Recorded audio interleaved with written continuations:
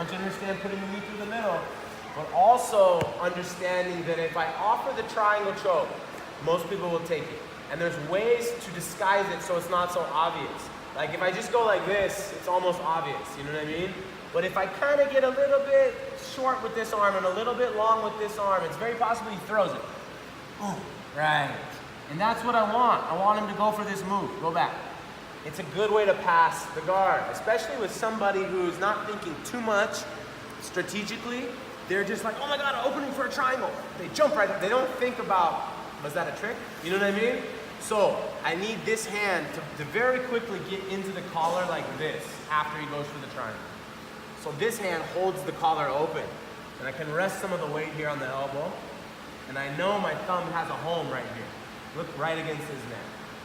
Then I reach back, he jumps for the triangle, and look, I look up and out, and then I grab this, off the triangle, and we hang out here on his neck. Okay, now I'm putting a lot of the weight on my fist so I can talk here, but I'm gonna lean that slicing paper cutter a little bit on his neck, and I'm gonna let his knee hang out about 10 inches away from his face at a twisted angle.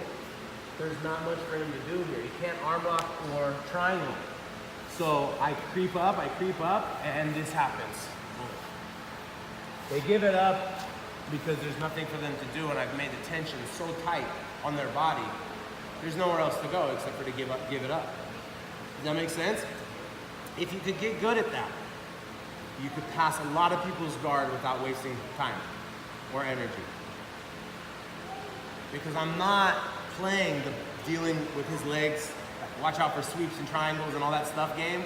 I'm just going straight to the triangle. I'm like, here we go, that's the move you're gonna do. Boom! You see? I'm like a puppet master. You're about to do the triangle. He goes to do it and I kill it before it sinks in. You gotta understand the feeling of how it works. That's not very hard. It's the timing.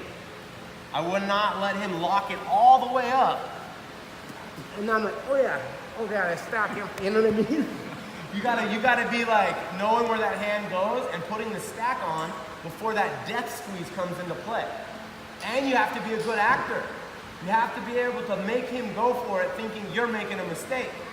At the beginning levels, you might even get away with like this, and then boom, you could go. You know what I mean? Go back. But sometimes I'm like, I just kind of accidentally get short, and I wait for his reflex. You know what I mean? Make sense? Yep. Let's go.